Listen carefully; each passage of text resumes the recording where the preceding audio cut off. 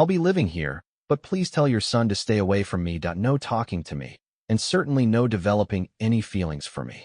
The impoverished student Lila Voss, whom Mom had brought home to sponsor, uttered these words the moment she stepped through the door, leaving my parents and me utterly stunned. In that instant, I realized that Lila Voss, like me, had been reborn. In my previous life, when Mom brought home the impoverished student Lila Voss she had chosen to sponsor, I was immediately captivated by this beauty as pure as a lotus emerging from mud, a true national treasure. As a second-generation wealthy heir, I strove relentlessly, using every resource and means at my disposal, ultimately helping her become a top-tier starlet in the entertainment industry. Yet the first thing she did after winning Best Actress was to announce her relationship and wedding date. Only the man she was marrying wasn't me, but her old flame, Cole Vance. Soon after, the media exposed my relationship with her over the years. She believed I had leaked it out of spite after my failed pursuit. To silence the news quickly, she actually chose to have me killed. Engulfed in flames, feeling the excruciating pain and suffocation from body to soul, I could never comprehend how a human heart could be so malicious. Waking up again, I found myself back in my senior year of high school, following the script of my past life. Mom chose to sponsor an impoverished student to stay with us temporarily. Son, let me introduce you. This is Lila Voss, a classmate who will be staying with us for a while. From today on, she's part of this family, and you should look after her like a little sister. Mom's voice was as gentle as ever. In the living room stood a girl in simple or rather, patchy clothes. But even so, her tall, slender figure, jade-like skin, and classic, nation-toppling beauty made her countless times more stunning than any of today's celebrities. Stepping into our home for the first time, she showed no hint of nervousness. Instead, she appeared remarkably at ease. The moment she saw me, her delicate brows furrowed slightly. "Auntie, I'll be living here, but please tell your son to keep his distance from me. No talking to me, and certainly no developing any feelings for me."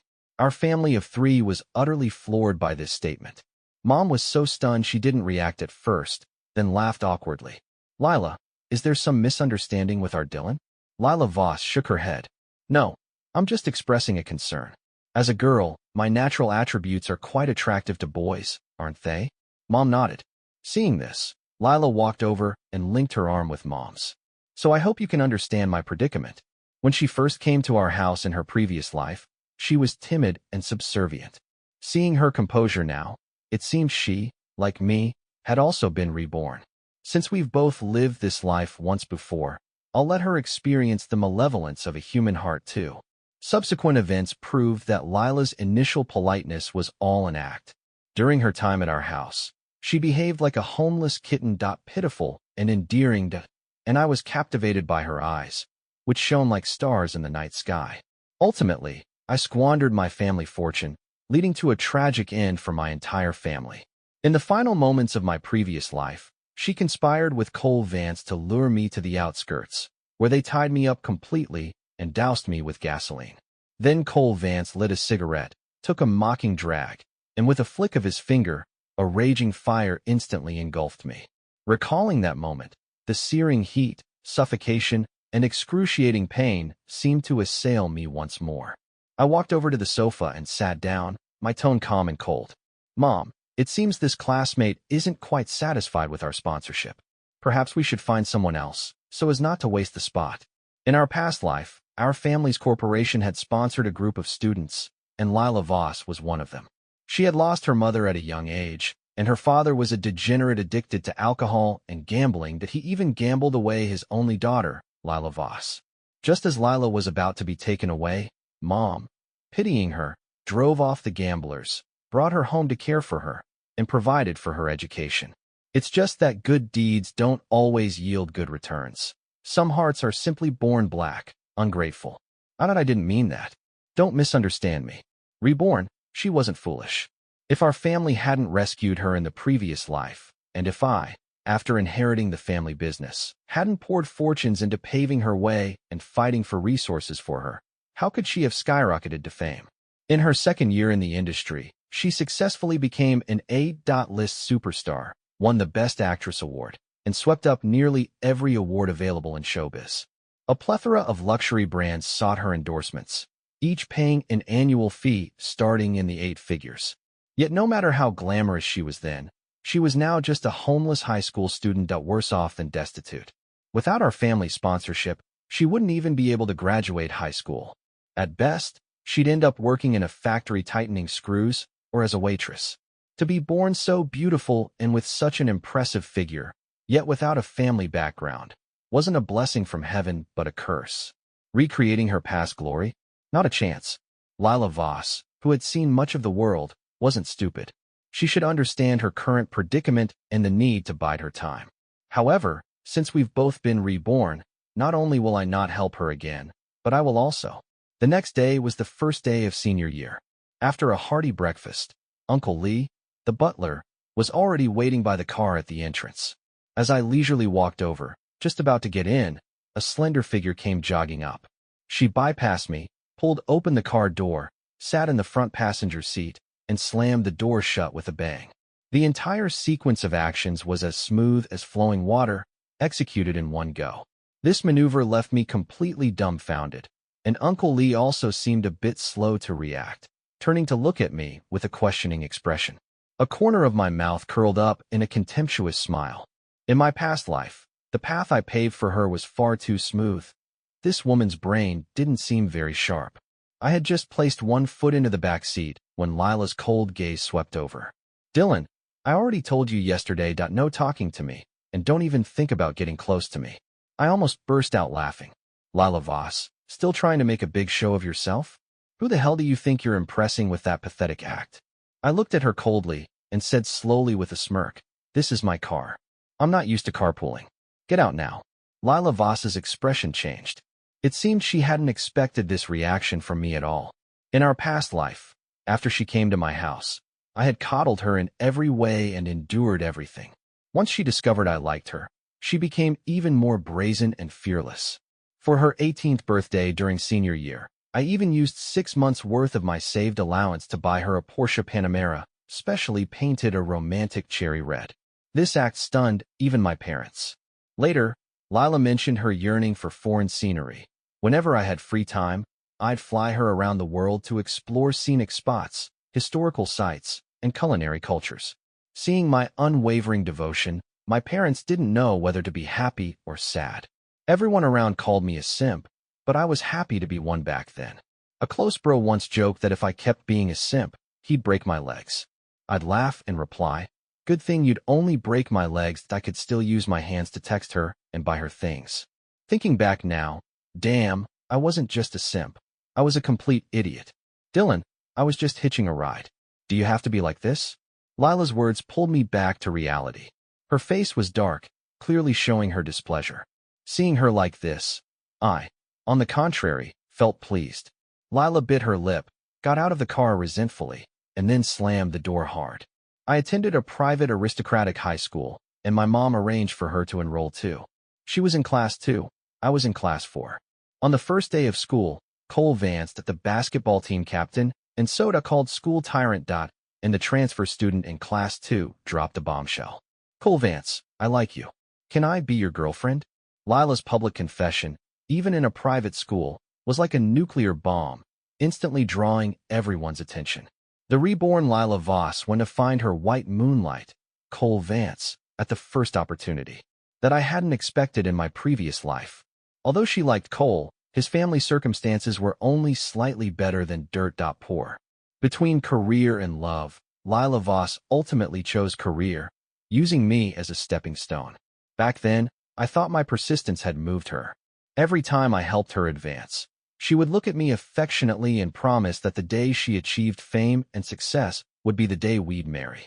In the end, it was indeed as she said. When her career reached its peak, she announced her relationship. Only the person wasn't me but Cole Vance, the one who skipped classes with her, went for night runs by the lake, cooked porridge for her, and had relations with her in a dilapidated house. After the announcement, Lila wept uncontrollably before me, saying she initially thought what we had was love, but after time realized it wasn't just friendship. She said she would repay my years of devotion, but would absolutely never marry me. From high school graduation, I accompanied her for a full 10 years. I was originally a rich second-generation kid who never had to worry about food or clothing. But for her acting career, I rushed around everywhere, pulled strings, invested in scripts, found production teams and directors, and shielded her from unspoken rules. For her, I offended most of the entertainment industry, constantly socializing and networking. Even when I was hospitalized with a stomach hemorrhage, I dragged my ailing body out to continue managing her connections. Finally, she achieved fame and success, and then told me she only considered me a good friend. Even so, I gritted my teeth and let them be together. Having finally come to my senses, I was preparing to reorganize the family business when I received a call from an unknown number. It was Lila Voss, asking me to meet her somewhere, saying there was something important to discuss. It turned out the paparazzi had photographed her entering and leaving my house, and, following the clues, discovered my long-term companionship and help. They gave this material to her competitors, who, along with people she had previously offended, began to publicize it widely, slandering her in every way. Lila called me over to discuss countermeasures. After arriving at a secluded spot deep in the mountains, she brewed me a cup of tea and asked me to sit down and discuss things slowly. After drinking the tea, my vision went black. When I woke up, I found myself tied up, surrounded by gasoline cans. Before me stood only Lila Voss and Cole Vance. Cole Vance, smiling, doused me with gasoline and explained that to ensure Lila's acting career remained unaffected, I had to disappear from the world. Before lighting the fire, Lila feigned wiping away tears. "Dylan, I'm sorry, but I have no choice. You know too much. If it gets out, my career is over." I struggled with all my might, but it was all in vain. I could only look at her furiously. "Lila Voss, are you even human? Who do you think you have to thank for your success today?" Cole stepped forward and interrupted me. "Don't be so conceited, Dylan. Our Lila is outstanding on her own. She would have shone brightly even without you." He then turned, kissed Lila on the cheek, and said softly, "Darling, delays breed complications. Let's do it quickly to avoid further trouble." After Lila nodded in agreement, Cole coolly lit a cigarette, took a deep drag, and flicked it towards me. After I was gone, my mother, over 60, reported the case to the police, but no clues were found, and the case went cold. Not long after, my mother died of depression. Having lost his wife and son in his old age, and with the family enterprise suppressed by unknown rivals, my father soon took his own life as well. All because of Lila Voss. I not only lost my own life, but also my parents' lives and the vast family group. Perhaps even heaven couldn't bear to watch, so it let me live again. As the saying goes, for a gentleman, 10 years is not too late for revenge. To crush them now would be too merciful.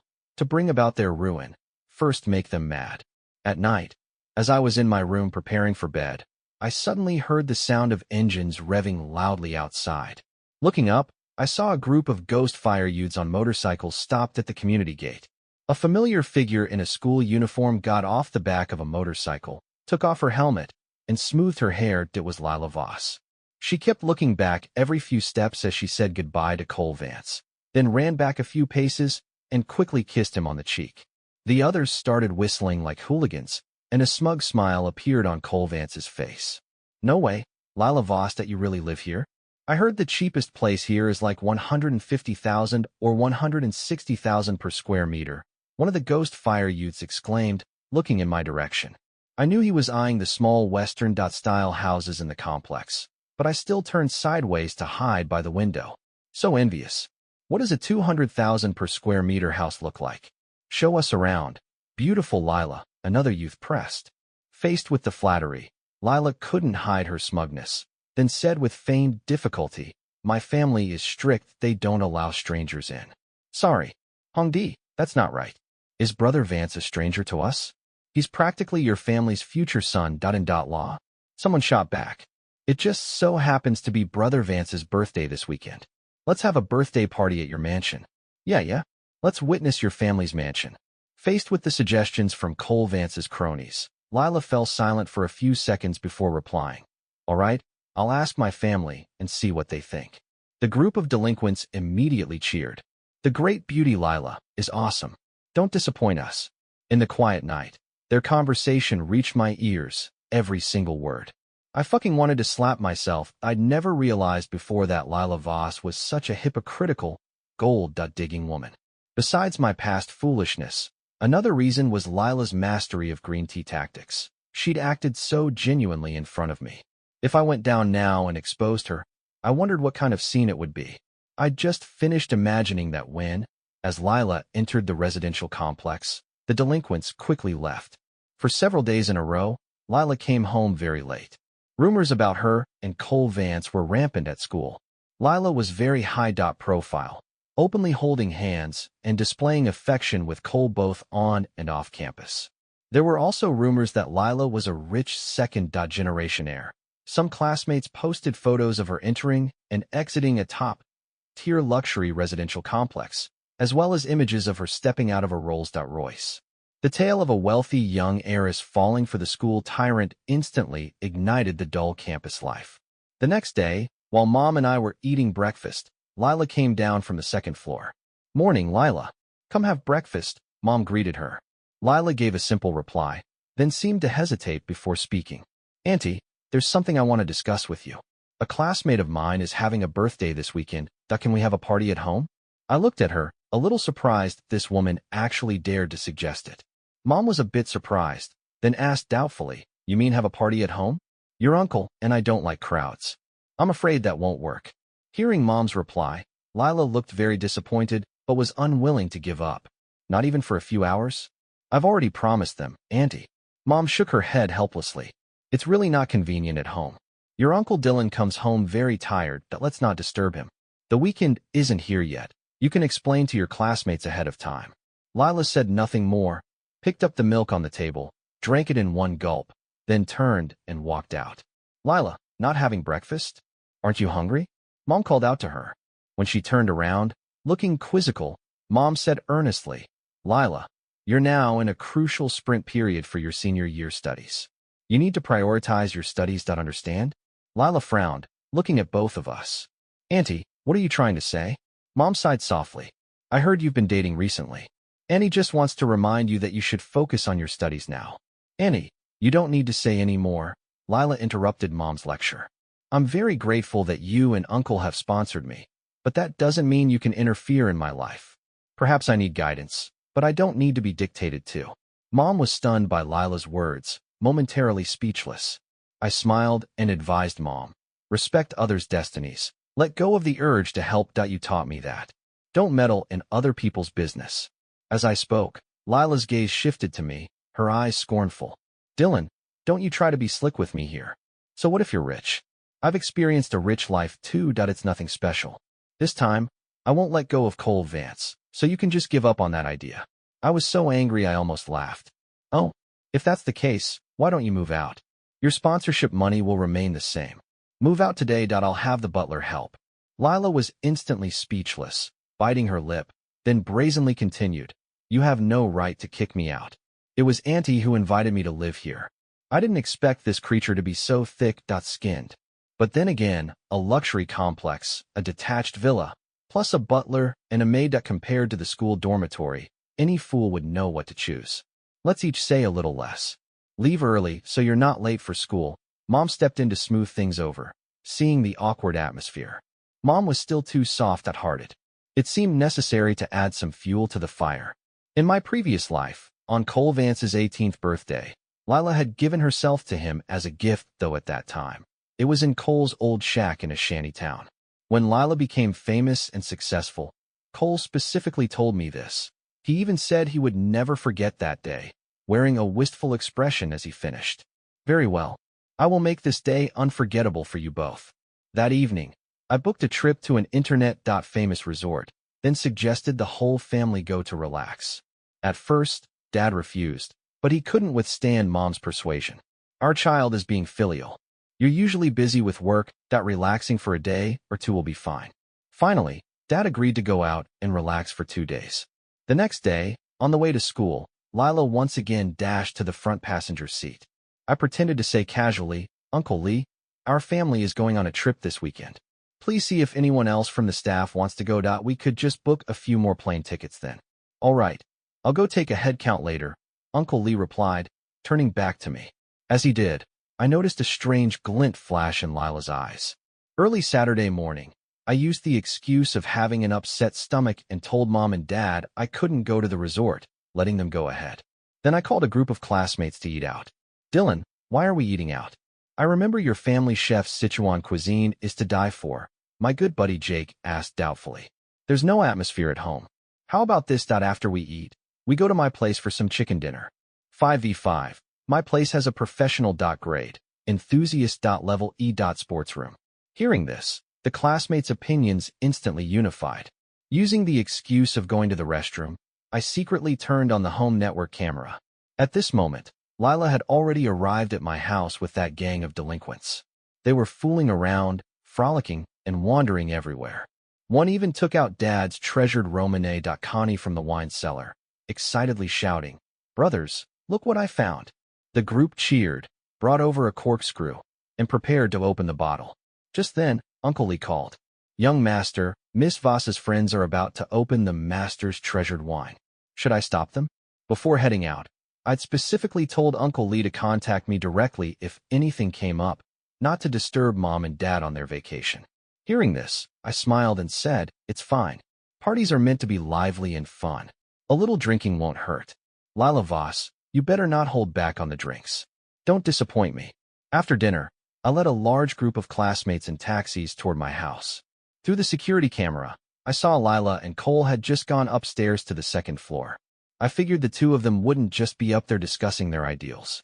I had Uncle Lee lead the delinquent crew to the backyard to prevent anyone from tipping them off. "Brothers, my gaming room is just upstairs. Let's go?" I led the group of classmates straight to the second floor, pushed open the door, and we all poured in. We only saw the two of them paired up, discussing Renaissance art. My classmates were stunned. Was this something they were supposed to see? Hearing the door open, the two on the bed turned around. When they saw us, Lila let out a shriek, followed by a flurry of panic. Jake frowned at me. "Why is that transfer student Lila Voss living at your place?" And Cole Vance, the school bullied out. "What the hell is he doing pulling this stunt in your house?" I waved my hands, feigning innocence. "I don't know either." "Haha. Can I take a few pictures?" A quick-witted classmate had already pulled out his phone, ready to display professional level photography skills.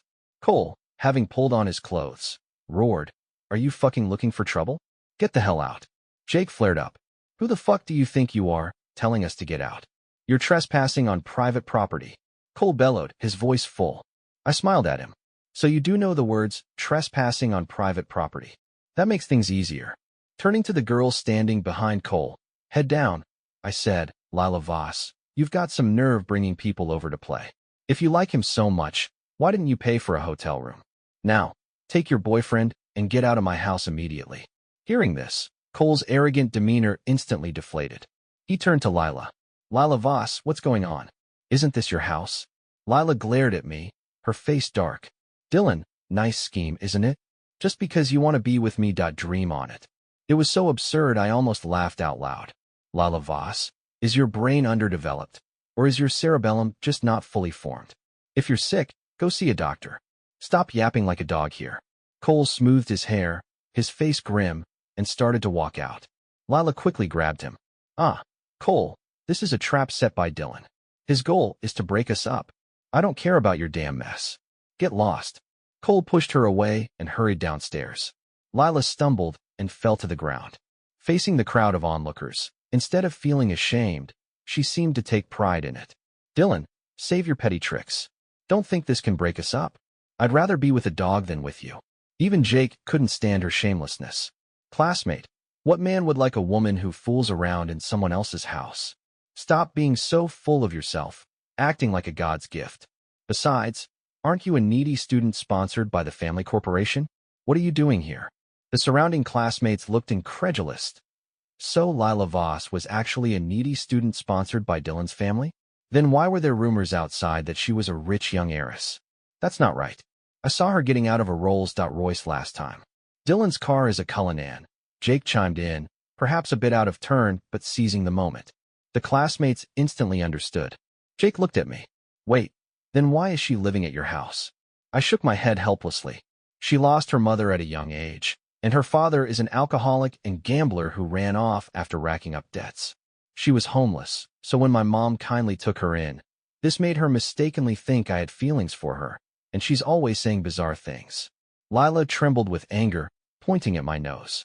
Dylan, you're lying. You've always been the one pestering me relentlessly.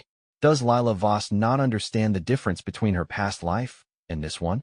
Read too many novels. Think you're the female lead? Jake quipped from the side. This casual roast, however, hit the hardest. Lila completely lost it. Get out. All of you get out. Well, don't you even see whose house this is? And you're telling Dylan, the owner, to get out? Your face is so thick, they wouldn't need to repair the Great Wall, but they could just use it to patch things up. Jake's talent for insults truly left me in awe.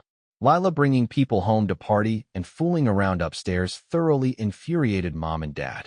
After they returned from their trip, they immediately made Lila move into the school dormitory.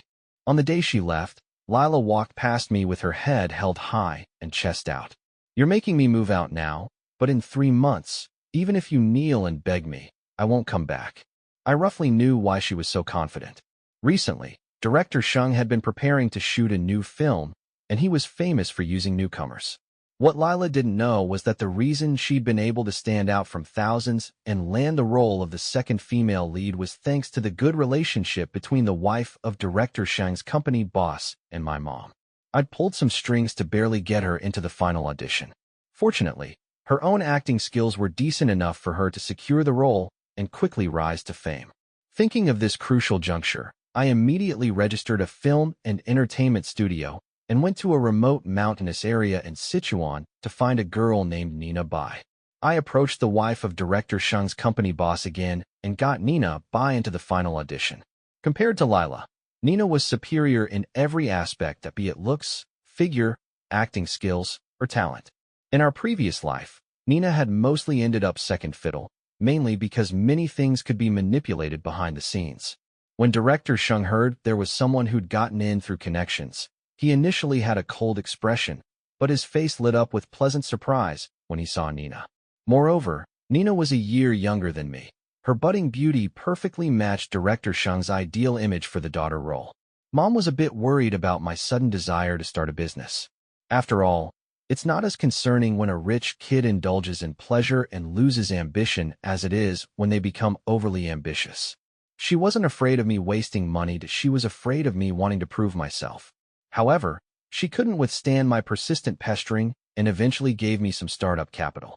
I rescued Nina from her tragic and oppressive family background and had her transferred to continue her studies near me. The day I drove Nina to the film set, I saw people arguing at the entrance from afar. As I got closer, I realized it was Lila. She was arguing heatedly with the staff, her face flushed, claiming there was insider dealing in the casting process and demanding to know why she hadn't received an audition notice. The moment Lila saw Nina and me appear, she froze, then rushed over to demand, "Dylan, what are you two doing here?" I couldn't even be bothered with her, simply bypassing her and heading straight inside. Lila noticed Nina trailing behind me, pulling a suitcase. As if a thought struck her, she turned to Nina. "It must be you, you vixen. You used some despicable means to snatch my role." Nina eyed her with amusement. "We've all been reborn, so drop the innocent act.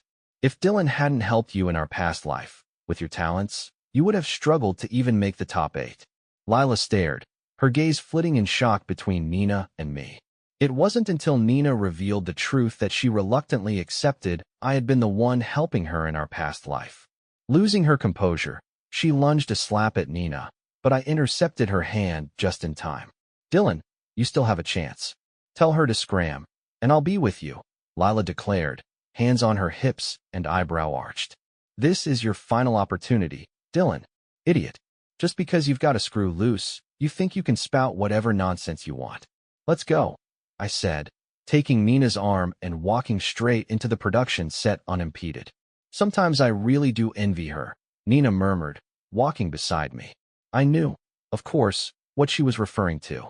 Turning to her, I said, "Since you've also been reborn, if you want to return to your original talent agency, I won't stand in your way." Nina shook her head. "There's no need. I trust that collaborating with you will be a pleasure." After her outburst on set, Lila grew increasingly restless and anxious at school. She'd walk past my classroom several times, Even though hers was on the floor above mine, that meaning she had no reason to be on my floor at all. If Lila had focused on her studies, with her looks, finding a partner with good prospects wouldn't have been difficult. But it's easy to adapt to luxury, hard to return to a simpler life. In her past life, she had been a national goddess, a top-tier celebrity. A single endorsement deal earned her what an ordinary person might make in several lifetimes. Everywhere she went, she was the center of attention. With her personality, there was no way she could settle for an ordinary, unassuming life. But this worked out perfectly. If she were a decent, law-abiding citizen, it would be much harder for me to make a move. After school, Lila cornered me at the doorway. "Dylan, I need to talk to you." I nodded, indicating for her to go on. Lila took a deep breath, as if making a tremendous sacrifice. "I've thought it over carefully," she said. "I still can't be with you." I raised an eyebrow at what wire had crossed in her brain this time. Seeing my impatient expression, Lila quickly explained, "I can accept you as my adoptive older brother." Hearing this, I momentarily suspected there was something wrong with my ears. "Consider this your compensation. I won't break up with Cole, and another thing that you need to get me roles in a few major film productions. Why don't you find a manhole, tilt your head, and pour all that water out of your brain, Lila? If you genuinely want to compensate me, then take Cole and disappear in this lifetime. What on earth gave you the idea I liked you? You mean you don't like me? Get lost," I said, thrusting my hands into my pockets and walking away. I truly couldn't stand her. A shrill voice came from behind. "Dylan, don't push your luck. I have plenty of ways to deal with you." I paused for a mere second before continuing on my way. I had originally planned to deal with her after starting college, but I hadn't expected her to willingly walk right into the line of fire. I had Uncle Lee track down Lila's father, Ivan. He was a middle-aged man with a stubbled face, a protruding beer belly, and clad in a faded undershirt. He now stood in my courtyard, a cigarette dangling from his lips as he looked at me. "You must be the young master of the family, right?" I nodded. Ivan flicked the ash from his cigarette. "Heard you folks have been sponsoring our Lila. Paying for her schooling, giving her a place to live. I ain't got much else going on, just came to check up on her." I feigned surprise. "Oh, it's Uncle Ivan." Lila was indeed staying with us for a while, but she moved out some time ago. Ivan frowned. "Moved where?" I shook my head. "You'll probably have to ask her that yourself." At this, Ivan immediately grew displeased. "You said you'd sponsor her, and she was living here with your family's approval. So why'd you kick her out? It ain't safe for a young girl out there on her own." I quickly waved my hands, explaining, "You can ask her for the details. We merely had her move back into the school dormitory, so her safety is an issue. It's just that, just what?" I feigned reluctance. "Well, from what I understand, she didn't actually move into the school dorms. She's living off campus with her boyfriend." "Boyfriend? What boyfriend?" Ivan's voice suddenly boomed. "Take me to them." I shook my head and sighed, eventually instructing the butler to drive us to the Shangxi Town district, to Lila and Cole's secret hideout. It was an unfinished small Western-style building. As we passed the ground floor, I picked up a steel pipe. Ivan looked at me curiously. "What do you need a steel pipe for?" "These abandoned buildings are treacherous. It's for a walking stick." Upon reaching the top floor, we found basic living essentials and a tent. In the otherwise quiet surroundings, the sounds emanating from the tent were unmistakably clear. Veins pulsed at Ivan's temples. I conveniently dropped the steel pipe. Hearing a clatter, Ivan snatched up the pipe, strode forward, and ripped open the tent flap, revealing Lila and Cole. "Dad, what are you doing here?" Lila stammered, her face ashen as she stared at the intruder. Hearing the commotion and seeing the steel pipe in a man's hand, Cole simply charged out. Ivan laid into him with the pipe as if employing the dodging staff technique. "You little bastard. You dare touch my daughter? I'll beat you to death." To be honest, Cole was just a high school senior, barely an adult, and no match for the street, hardened Ivan. After just a few blows, he was a bloody mess. His blood up, Cole let out a furious roar and lunged at Ivan, apparently intending to shove him off the edge in a desperate "if I go down, you're coming with me" attack. Ivan, despite his pot belly, surprisingly managed to dodge. With no railings around, Cole sailed right off the 7th floor. Lila stood with her mouth agape, her expression one of sheer terror, as a sickening thud echoed from below. Ivan froze for several seconds, then dropped the pipe and bolted.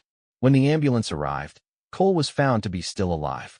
However, a hospital examination revealed a cervical spinal cord injury, leaving him a high-level quadriplegic. I, of course, expressed my deepest sympathies regarding this tragic event, and had already left the scene. I later paid a discreet visit to Cole in the hospital. Comparatively, it seemed my fate in my past life had been somewhat kindred, at least my end had been swift. To speak from the heart, I genuinely hoped Cole would live a long time to a ripe old age. Ideally, I'd even be willing to foot his medical bills myself. Suddenly, the sound of slaps echoed from the corridor. Following the noise, one would see Lila, her hair disheveled, slumped on the floor, a distinct red palm print on her face. "Auntie, it's not my fault. It was my dad. Go find my dad." Smack. Another slap landed. "If you little vixen hadn't seduced my son, would your father have come to our door if he hadn't come and beaten my son? My poor boy wouldn't have jumped off the building if it weren't for you. It's all your fault that you have to marry my son and take care of him for the rest of his life." Lila's face was deathly pale. She hugged her arms, trembling. "No, I can't. I still have to study, to make movies that I can't." "Huh. Someone like you couldn't even get into a junior college. Don't even think about running away in this lifetime. In life, you belong to my Cole. In death, you'll be his ghost." Lila, steadying herself against the wall, managed to stand. As if struck by a thought, she gritted her teeth and said, "Marriage should be by choice. You can't force me." Smack. Her other cheek received a solid slap. Cole's mother leaned closer to Lila, her voice vicious. "Fine, don't marry him. Pay up. I've calculated at .3 million will do." I recalled how in the previous life, after Lila and Cole went public with their relationship, Cole's mother, as her mother-in-law, had participated in a TV program. She had doted on Lila, cherishing her like her own precious child. Who would have thought that the once respectful mother-in-law and daughter-in-law would end up like this? 3 million? What a joke. Lila and her father couldn't even scrape together 30,000. And with her father's personality, he'd have long since vanished, untraceable even with an arrest warrant out for him. In the end, it was I, the Good Samaritan, who called the police. Only under the protection of the officers did Lila manage to leave the hospital safely. But the very next day, Cole's parents found their way to the school and caused a huge scene. The school board, left with no choice, ultimately decided to expel Lila. Lila ran to my classroom door. "Dylan, I'll be your girlfriend. Help me pay the 3 million compensation for me. I'll pay you back soon." Putting down the pen I was using for my exam paper, I shook my head, speechless. "Why should I help you? And where are you going to earn 3 million to pay me back? The lottery? Or by selling yourself?" Lila, snot and tears streaming down her face, wailed, "You're just playing hard to get, aren't you? You clearly love me so much." Walking over to her, I whispered, "In our past life, you and Cole burned me to death. And you expect me to help you now?" Hearing this, Lila's face turned ashen with terror. She stumbled back until she hit the wall. Are you human or a ghost?" I raised an eyebrow. "What do you think?" Lila's eyes widened further. You've been reborn too? Good heavens. She's only just realized? Even a dinosaur wouldn't be this slow on the uptake. Lila suddenly crawled over and clung to my trouser leg. I was wrong. It was all Cole's idea. Besides, haven't you been reborn too? Let's just pretend none of that happened. Can we start over, please?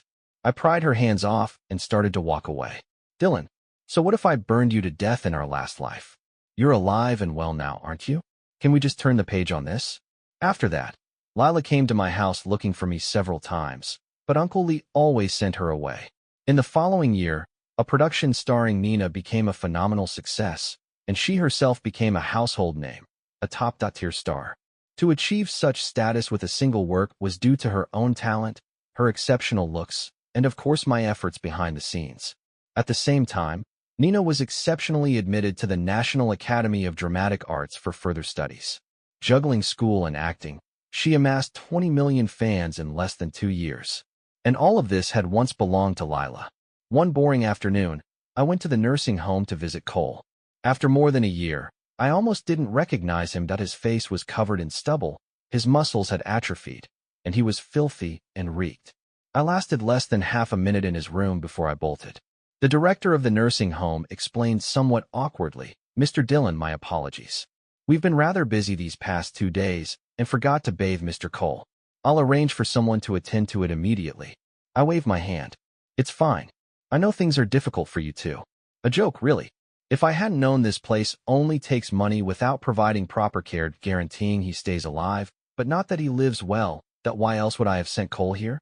The director beamed, unable to close his mouth from smiling so widely. It's truly Mr. Dillon who values relationships. Even his own parents don't visit him anymore, yet Mr. Dillon paid out of his own pocket to send him here. You're a living bodhisattva, so kind-hearted. Leaving the nursing home, I met Nina at a tea house to discuss her next film. We had barely sat down when a commotion erupted from the adjacent booth. The voices sounded somewhat familiar. I listened closely. It turned out to be Lila, caught being the other woman by the man's wife. However, the wife didn't seem overly angry. Her tone was surprisingly polite. Miss Lila, do you know why my husband and I are separated? Why? Because he has AIDS. Lila was stunned by these words, becoming extremely agitated. The wife knew her husband was in the mid to late stages and wouldn't live much longer. She was planning to inherit his estate after he was gone. As the other woman, Lila would get nothing. Finally, the wife even advised Lila to get herself checked at a hospital quickly. Lila, thoroughly terrified, staggered out of the booth. I had no desire to run into her, so Nina and I remained silent. Unexpectedly, as Lila steadied herself against the wall, she happened to see us. Seeing me and Nina, she became even more agitated. Are you stalking me? Nina, seeing her state, couldn't bear it. You should go see a doctor first. Lila threw her handbag at us, but we dodged it. Rage fueled her courage. It's all your fault, Nina. You stole my roles. You stole my life.